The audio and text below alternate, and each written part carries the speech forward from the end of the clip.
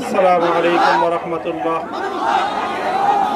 আলহামদুলিল্লাহি ওয়া কাফা ওয়া সালামুন আলা ইবাদিহিল্লাযীনা ইসতাফা। আম্মা বা'দ। আউযু বিল্লাহি মিনাশ শাইতানির রাজীম। বিসমিল্লাহির রাহমানির রাহিম। লা তাসরিবা আলাইকুমুল ইয়াওম ইয়াগফিরুল্লাহু লাকুম ওয়া হুয়া আরহামুর রাহিমিন।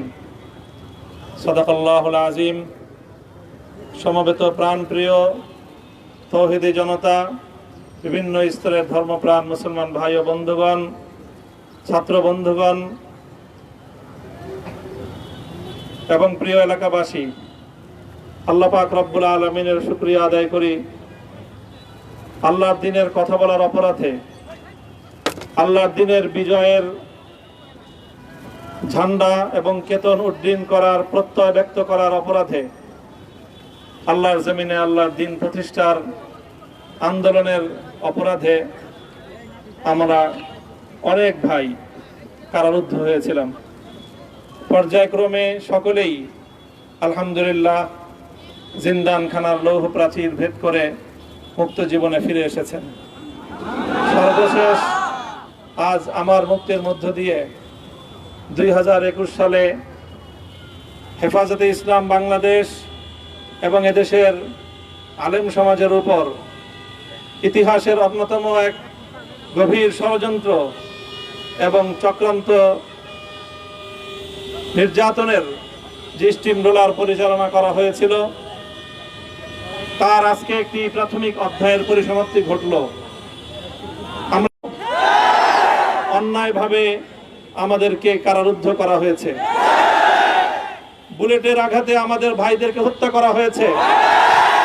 আমরা যখন আমাদের সন্তানদের লাশ এবং তাদের সেই মরদেহকে সামনে রেখে আমরা যখন আমাদের ন্যূনতম প্রতিবাদটুকু উচ্চারণ করতে গিয়েছি, তখন আমাদেরকে কারারুদ্ধ করা হয়েছে,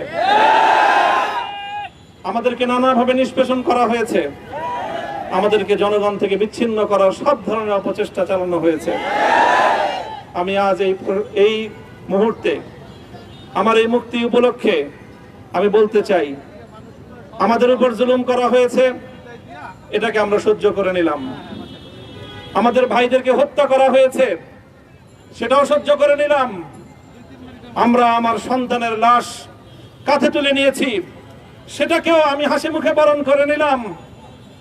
আমাদেরকে অপমান এবং লাঞ্ছনার সব ধরনের ষড়যন্ত্রের সম্মুখীন হতে হয়েছে, সেটাও আমরা হাসি মুখে বরণ করে নিয়েছি। কিন্তু আল্লাহর জমিনে আল্লাহ এবং তার রাসূলের কোনো অসম্মান এক মুহূর্তের জন্য আমরা বরদাস্ত করে নেব না। আমরা আমাদের সর্বোচ্চ ত্যাগ এবং কোরবানি স্বীকার করতে প্রস্তুত রয়েছি, জীবন দিতে প্রস্তুত রয়েছি। আল্লাহর জমিনে আল্লাহর দ্বীনের ঝান্ডা সমুন্নত করেই আমাদের যাত্রা থামবে ইনশাআল্লাহ। হয়তো শাহাদাত, নয়তো খেলাফত ইনশাআল্লাহ। আল্লাহর জমিনে খেলাফত প্রতিষ্ঠার যে আওয়াজ আজ পৃথিবীর দিকে দিকে উচ্চারিত হচ্ছে, সে আওয়াজ বাংলার জমিনে খেলাফতের এই আন্দোলনকে চূড়ান্ত গন্তব্যে পৌঁছাবে ইনশাআল্লাহ। আমি বাংলাদেশের আলেম সমাজ, হেফাজতে ইসলাম বাংলাদেশ সহ বাংলাদেশ খেলাফত মজলিস সহ সকল ভ্রাতৃপ্রতিম সংগঠন, সকল ধর্মপ্রাণ ইসলামপন্থী বিভিন্ন ছোটখাটো মতভেদ, মতবিরোধ, মত পার্থক্যের ঊর্ধ্বে উঠে যারা এলায়ে কালিমাতুল্লাহর এই এক বাণীতে বিশ্বাসী, আল্লাহর জমিনে আল্লাহর দ্বীন কায়েম করতে চাই, আমাদের তাআলাউ ইলা কালিমাতিন সাওয়াইন বাইনানা ওয়া বাইনাকুম এই এক মন্ত্রে উজ্জীবিত হয়ে আল্লাহর দ্বীনের ঝান্ডা সমুন্নত করবার এই আন্দোলন এবং সংগ্রামে আমি নিজেকে উৎসর্গ করার ঘোষণা করছি।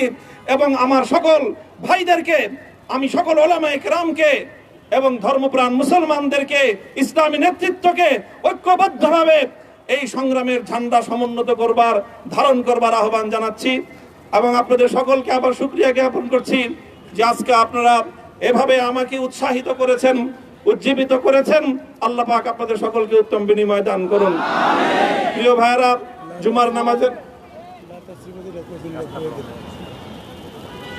জুমার নামাজের একেবারে ঠিক আগ মুহূর্ত, এখন সব মসজিদগুলোতে জুমার প্রস্তুতি চলছে। আমরা এখন এখানে খুব সংক্ষিপ্ত দোয়ার মাধ্যমে আমাদের আজকের এই প্রোগ্রামের সমাপ্তি ঘোষণা করব। এরপরে ইনশাআল্লাহ প্রত্যেকে সুশৃঙ্খলভাবে যার যার জায়গা মতো বা আশেপাশের মসজিদগুলোতে গিয়ে আপনারা জুমার নামাজ আদায় করবেন। আমি আবারও বলছি, আমি আমার আলোচনার শুরুতে কোরআনে পাকের সেই আয়াতটুকু তেলাওয়াত করেছিলাম, হযরত ইউসুফ আলাইহিস সালাতু ওয়াস সালাম কারামুক্তি এবং প্রকৃত যারা অন্যায়কারী ছিল সেই অন্যায়কারীদের স্বরূপ ওনার সামনে উন্মোচিত হয়ে যাওয়ার পর, জাতির সামনে তাদের স্বরূপ উন্মোচিত হয়ে যাওয়ার পর তিনি যে কথা বলেছিলেন, আমিও নবী ইউসুফ আলাইহিস সালাতু ওয়াস সালামের অনুসারী হিসাবে তার সুরে সুর মিলিয়ে কণ্ঠে কণ্ঠ মিলিয়ে এই কথাই বলতে চাই, লা তাসরিবা আলাইকুমুল ইয়াউম। ব্যক্তিগত আক্রোশের প্রতিশোধ আমরা কারো কাছ থেকে গ্রহণ করব না।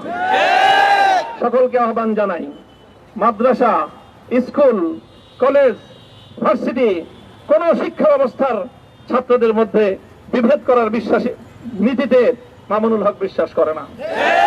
আসো, স্কুলের ছাত্র আসো, আমার মাদ্রাসার ছাত্র পাশে দাঁড়াও, কলেজ থেকে আসো, ভার্সিটি থেকে আসো, তোমরা হাতে হাত মিলাও, ইনশাআল্লাহ দেশের স্বাধীনতা অক্ষুণ্ণ থাকবে। এদেশের ইসলাম এবং হাজার বছরের যে সাধনা সংগ্রাম, সেই সংগ্রাম বিজয়ী হবে ইনশাআল্লাহ।